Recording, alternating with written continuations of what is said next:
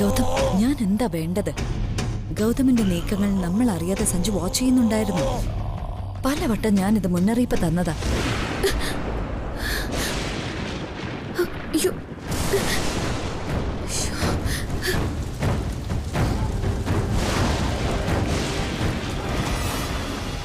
ഗൗതം കാണിക്കുന്ന അനാവശ്യ തിടുക്കോ സംശയത്തിനിട നൽകിയത്.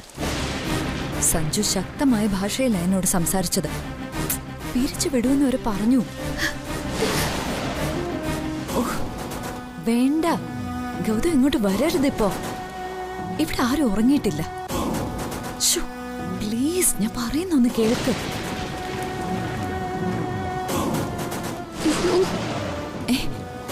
എന്ത് ഓൺ ദ വേ ആണെന്നോ? അയ്യോ ഗൗതം, ബാൽക്കണിയിലെ ഡോർ ഓപ്പണാ. ഗൗതം വീട്ടിലേക്ക് കടക്കുന്നതിന് മുൻപ് ഉറപ്പായും എന്നെ വിളിച്ചറിയിക്കണം. ഞാനിത് പറയാൻ കാരണമുണ്ട്. ഇവിടെ നല്ല മഴ പെയ്യാ. എല്ലാം കൊണ്ടും സിറ്റുവേഷൻ ഒട്ടും അനുകൂലമല്ല. ഗൗതം പ്ലീസ്.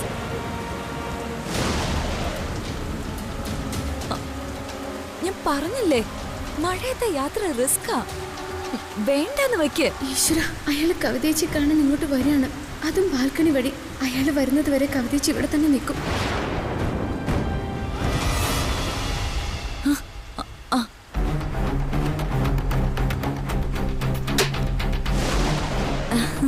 അപ്പച്ചി എന്താ ഇവിടെ നിൽക്കുന്ന?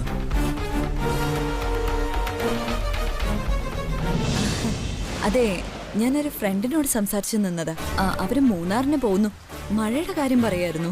ദൈവമേ, അദ്ദേഹം വന്നു. സഞ്ജു കിടന്നില്ലേ? ഞാൻ ഈ ബാൽക്കണിയുടെ ഡോറ് ലോക്ക് ചെയ്തിട്ടുണ്ടോ എന്ന് നോക്കാൻ വന്നതാ. മുമ്പ് ഇവിടെ ഒരു കില്ലർ വന്നതിന് ശേഷം ഞാൻ കാര്യം ശ്രദ്ധിക്കാറുണ്ട്. ഓ,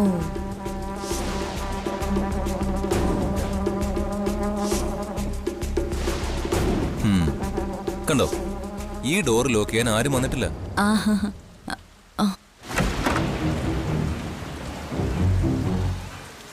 താഴെ നിൽക്കുന്ന ഒരാൾക്ക് എളുപ്പത്തിൽ മുകളിലെത്താൻ കഴിയുന്നത് ഈ ബാൽക്കണി വഴിയാണ്. ഇതൊക്കെ ഇവിടെ ആരോട് പറയാൻ?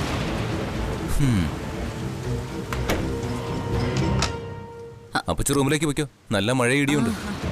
ഞാൻ പോവാ. സഞ്ജു ഇവിടെ നിൽക്കണ്ട കേട്ടോ. ശരി. സച്ചി ഉറങ്ങിയോന്ന് നോക്കട്ടെ. എന്റെ ദേവി, ഇനി ഞാൻ എന്ത് ചെയ്യും? ഡോറും അകത്തുനിന്ന് ലോക്ക് ചെയ്തല്ലോ. നേരം വെളുത്ത് ഞാനിങ്ങനെ അകത്ത് കിടക്കും. എന്നെ കാണാതെ എല്ലാരും അന്വേഷിക്കും. വല്യമ്മ കൂടി ഇവിടെ ഉള്ളതാ കൂടുതൽ അപകടമാവാൻ പോകുന്നത്. അയ്യോ, കവിതേച്ചിയുടെ ഭർത്താവ് ഇവിടെ വരും. ഞാൻ എന്ത് ചെയ്യും ദൈവമേ?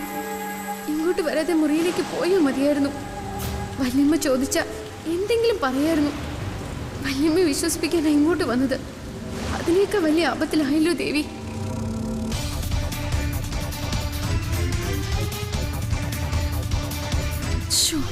എന്തൊരു കഷ്ടമാ. ഗൗതമിന്റെ ഫോൺ റിങ് ചെയ്യുന്നുണ്ട്, പക്ഷെ എടുക്കുന്നില്ല. ഇങ്ങോട്ട് വന്നാൽ ആപത്താണെന്ന് എങ്ങനെ പറയും? സഞ്ജു സച്ചിയുടെ റൂമിലേക്കാ പോയത്. അവൻ എപ്പോ പുറത്തിറങ്ങുമെന്ന് അറിയില്ല. ടെറസിലെ ഡോർ തുറന്നിടാനും പറ്റില്ല. ഒരു ക്ഷമയില്ലാത്ത മനുഷ്യനാ ഗൗതം.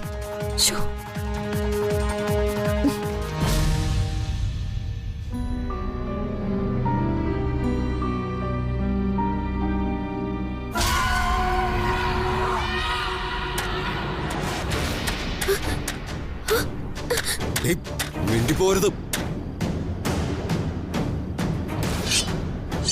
അരുത്, നീ മിണ്ടിപ്പോയ കൊന്നുകളയും ഞാൻ. നിങ്ങൾ ഗൗതമല്ലേ? അതേടി. എനിക്കറിയാം നിങ്ങൾ കവിത ചേച്ചിനെ കാണാനാ വന്നതെന്ന്. നിങ്ങൾ ഇപ്പൊ ഇവിടുന്ന് പോയില്ലെങ്കിൽ ഞാൻ എല്ലാരെയും വിളിച്ചു കൂട്ടും. നീ അമ്മു അല്ലേ? അതെ, അമ്മു തന്നെയാ. എന്തിനാടി ഈ നട്ടപ്പതിരിക്ക് മഴയത്ത് നീ ഇവിടെ നിൽക്കുന്നേ?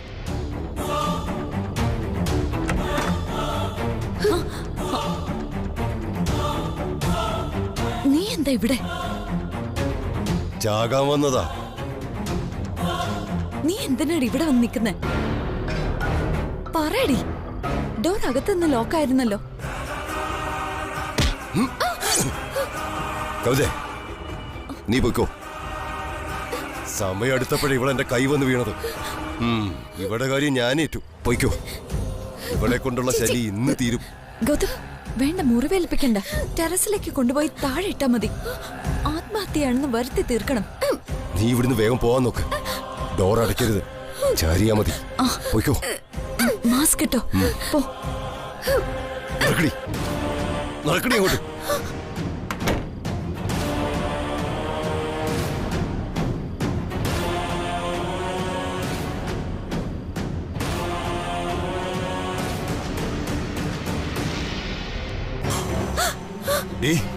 നീ എന്താടി എന്നോട് പറഞ്ഞേ?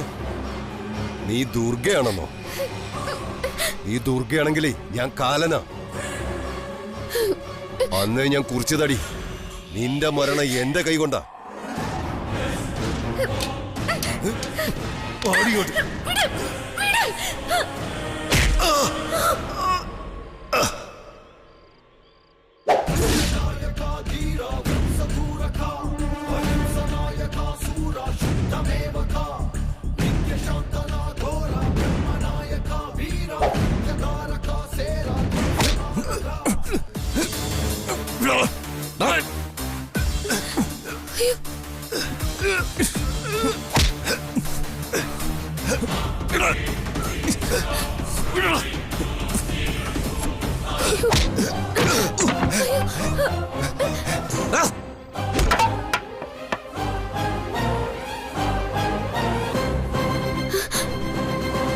അവൻ രക്ഷപ്പെട്ടു കളഞ്ഞു. ഒരെണ്ണം മരിക്കാൻ തന്നെ ഉറപ്പിച്ചോ നീ?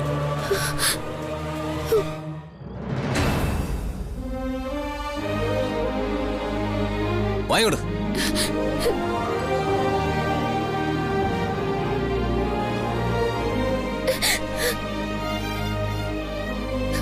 രാത്രി കിടക്കുന്നവർക്ക് ബാൽക്കണി മാത്രമേ കിട്ടിയുള്ളൂ. കുറച്ചു മുമ്പ് നീ എങ്ങോട്ട് പോയെന്നറിയാൻ ഞാൻ ഇറങ്ങി വന്നതാ. നിന്നെ നിന്റെ റൂമിൽ കിടന്ന് ഉറങ്ങാൻ ആ സ്ത്രീ അനുവദിക്കില്ലെന്ന് എനിക്കറിയാം. നേരത്തെ കവിത അപ്പച്ചെ കണ്ട് ഞാൻ വന്നപ്പോ നിന്നെ ആ ബാൽക്കണിയിൽ ഞാൻ കണ്ടതാ. നീ എന്താ കരുത്? നിന്നെ ഞാൻ ശ്രദ്ധിക്കാതെ ഡോറടച്ചെന്നോ? അപ്പച്ചി അവിടുന്ന് പോകാനാ ഞാൻ അങ്ങനെ ചെയ്തത്.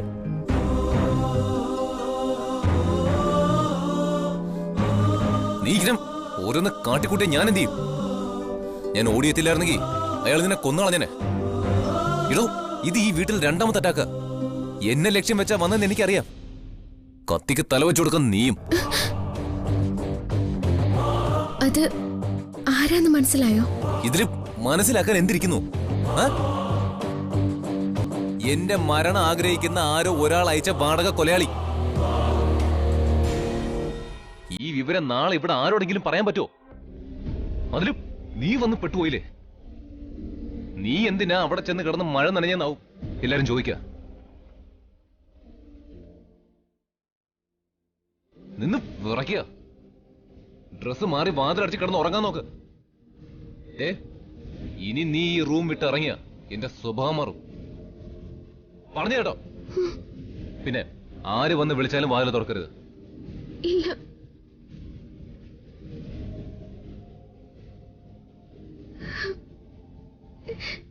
എല്ലാരും വിശ്വസിച്ച് സ്നേഹിക്കുക അദ്ദേഹം. ഈ വീട്ടിൽ നടക്കുന്നതൊന്നും അദ്ദേഹം അറിയുന്നില്ല. അദ്ദേഹത്തിന്റെ മരണം കാണാൻ ആഗ്രഹിക്കുന്ന ഏറ്റവും വലിയ ശത്രു കവിതപ്പച്ചിയെന്ന് അദ്ദേഹം മനസ്സിലാക്കുന്നില്ല. അദ്ദേഹത്തിനോടത് പറയാനുള്ള എന്തർഹതയാണ് എനിക്കുള്ളത്? എല്ലാം കവിതച്ച് നിഷേധിച്ചു കഴിഞ്ഞാൽ ഇവിടെ എല്ലാവരും അത് മാത്രമേ വിശ്വസിക്കൂ. പഴി കേൾക്കേണ്ടി വരുന്നത് ഞാനാവും. എന്റെ മുന്നിൽ കവിതച്ച് തല ഉയർത്തി നടക്കുന്നത് ആ ധൈര്യത്തില.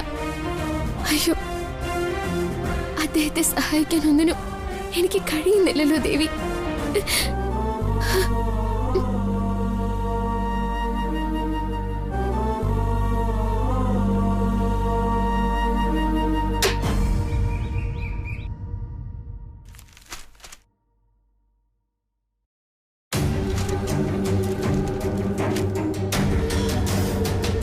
തച്ചിലെടുത്തുകാരൊക്കെ മടങ്ങിപ്പോകാനുള്ള തയ്യാറെടുപ്പില്ല. ആ, നന്ദോട്ടം പറഞ്ഞു. ഗ്രഹണം കഴിഞ്ഞു കിട്ടിയ പോലെയുണ്ട് സച്ചി.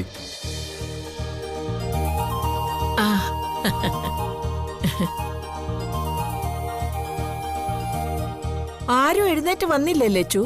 അച്ഛനും അമ്മയും മുറിവിട്ട് വരാൻ വൈകും. അല്ല, സഞ്ജു എഴുന്നേറ്റ് വന്നില്ലേ മോളെ? ഇന്നലെ ഒരുപാട് ലേറ്റായിട്ടാ ഉറങ്ങിയത്. അച്ഛനോടരുമ്പോ ഞങ്ങൾ പോയ ഊരം പറഞ്ഞേക്ക്. വല്യമ്മ ഇന്നലെ തന്നെ പോകുന്ന കാര്യം പറഞ്ഞതല്ലേ? അല്ല, ഓണമല്ലേ വരാൻ പോകുന്നേ. നിങ്ങളെല്ലാവരും കൂടെ ഒരു ദിവസം അങ്ങോട്ട് വരണം. മോൻ വിചാരിച്ചാലേ നടക്കൂ. സഞ്ജു അതിനൊന്നും നിന്ന് തരത്തില്ല. ആ നോക്കാം. ശ്രീദേവിയോട് ഞാൻ പറഞ്ഞിട്ടുണ്ട്. അല്ല, നമ്മൾ തമ്മിലുള്ള ബന്ധം തുടങ്ങിയിട്ട് ആദ്യത്തെ ഓണമല്ലേ? നന്ദുട്ടി ഇങ്ങ് വന്നേ.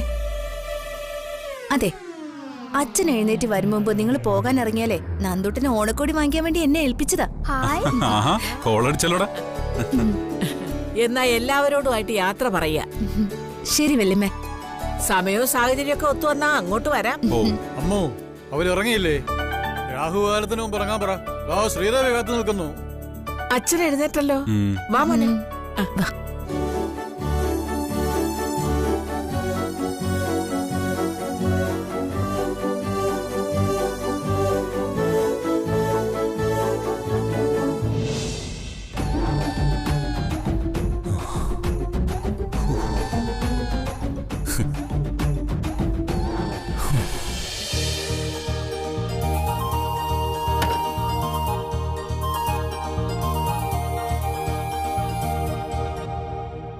ഇന്നലെ തന്നെ പോകാന്ന് കരുതി ഇറങ്ങിയതാ.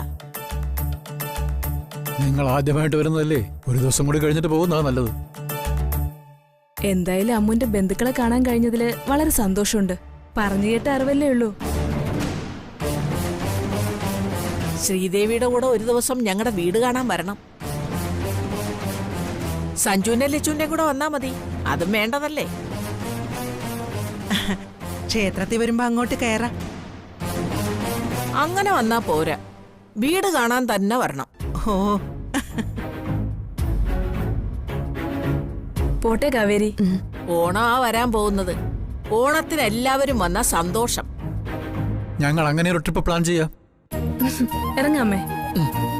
അപ്പൊ ശരി ശരി. Bye bye.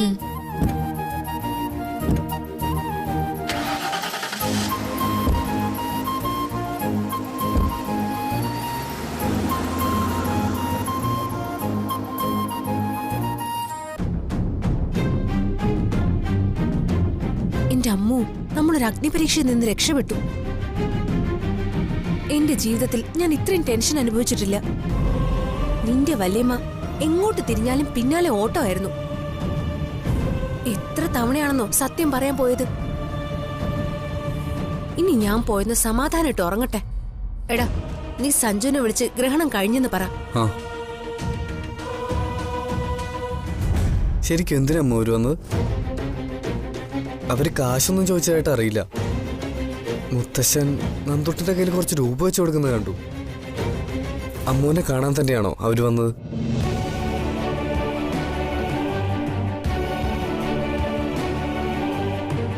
ഞാനിപ്പോ മരിച്ച് ജീവിക്കാൻ രാജുവേട്ടാ.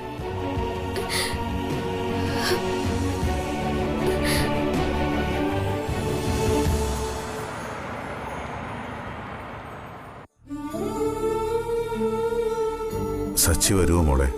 സച്ചേട്ടൻ വരുന്ന പ്രതീക്ഷയില്ല. അവന്തികേട്ടത് ഇങ്ങോട്ട് വരില്ലെന്ന് പറഞ്ഞത്.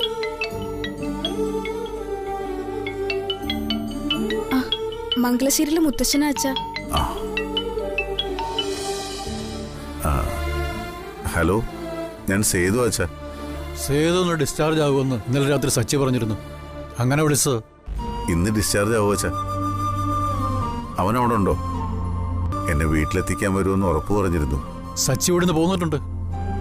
അങ്ങോട്ട് തന്നെയാവുന്നിരിക്കുന്നത്. ആ, എങ്ങനുണ്ട് ഇപ്പോ? സുഖമില്ലേ മോന്? നല്ല സുഖമുണ്ട് അച്ഛാ. മനസ്സുഖത്തേക്കാൾ വലിയ ഔഷധം വേറെന്താ ഉള്ളത്?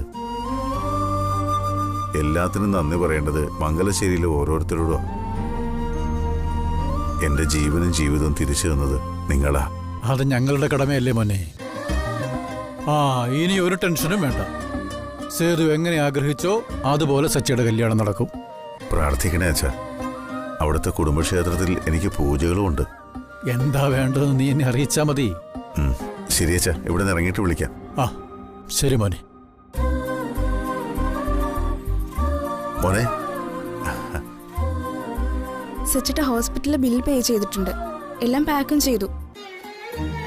മംഗലശ്ശേരിയിലെ അച്ഛനോട് സംസാരിക്കായിരുന്നു നീ വരുന്നുണ്ടോന്നറിയാൻ. വരുമെന്ന് ഞാൻ പറഞ്ഞാണല്ലോ അച്ഛാ. അവന്തികേട്ടത്തി വരില്ലെന്ന് കൂടെ അറിഞ്ഞപ്പോ അച്ഛന് ടെൻഷനായി. എന്തിനാ ടെൻഷൻ? ഡിസ്ചാർജ് ചെയ്യുകയും ചെയ്തു. ഞാൻ മാത്രമല്ലേ ഉള്ളൂ. ഇത് അച്ഛന്റെ പുനർജന്മ മോനെ. നിന്റെ വിവാഹം കാണാനുള്ള ഭാഗ്യമില്ലാതെ മരിക്കേണ്ടി വരുമെന്ന് ഞാൻ കരുതി. അങ്ങനെ തന്നെ സംഭവിച്ചെന്നാ ഞാൻ കരുതുന്നത്. അച്ഛാ, പക്ഷെ എന്റെ മോൻ അച്ഛനെ തിരികെ കൊണ്ടുവന്നു. അച്ഛന്റെ ആഗ്രഹം സാധിച്ചു തരാൻ.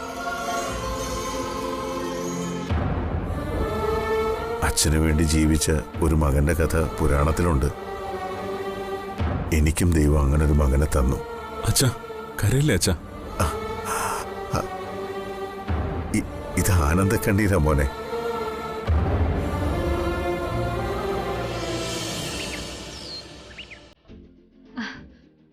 അയ്യോ വേണ്ട അഖിൽ. അച്ഛനുമായിട്ട് സച്ചി ഹോസ്പിറ്റലിൽ നിന്ന് പുറപ്പെട്ടു കഴിഞ്ഞു.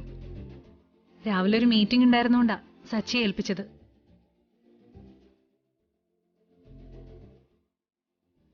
ശരി, I'll call you later. നിങ്ങളെപ്പോ എത്തി? ഞങ്ങളിപ്പോ വന്ന് കയറിയതേ ഉള്ളൂ. സച്ചി കൂടെ ഉണ്ടല്ലോ അല്ലേ? പിന്നില്ലേ, എടുത്തു വാ.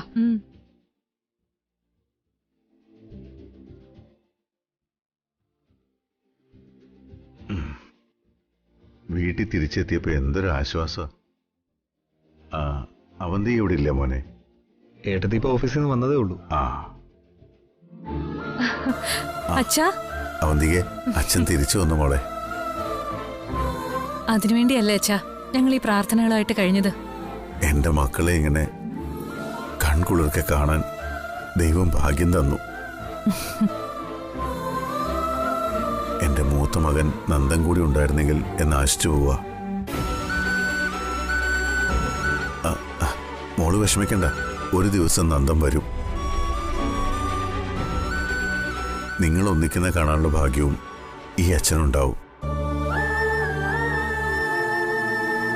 ദൈവം അതിനൊരവസരം കൂടി എനിക്ക് തന്നിട്ടേ തിരിച്ചു വിളിക്കൂ. അച്ഛൻ കുറച്ചു നേരം റെസ്റ്റ് എടുക്ക. യാത്ര കഴിഞ്ഞു വന്നല്ലേ? നീ പോകല്ലേ മോനെ. ഞാൻ അച്ഛന്റെ കൂടെ തന്നെ ഇല്ലേ? അച്ഛാ, കഴിക്കാൻ എന്താ വേണ്ടത്? ഇപ്പൊ ഒന്നും വേണ്ട മോളെ. സച്ചി പറഞ്ഞതുപോലെ അച്ഛൻ കുറച്ചു നേരം കിടക്ക്. സന്ദീപേ, അച്ഛനെ ഒന്ന് സഹായിക്കും. ശരി. സച്ചി ഒന്ന് വന്നേ.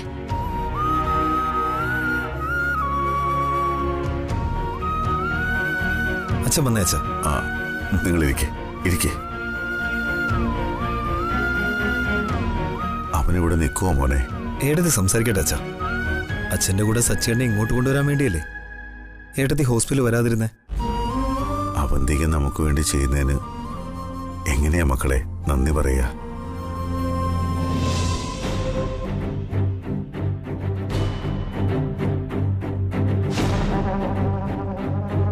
എന്താ എടുത്തി?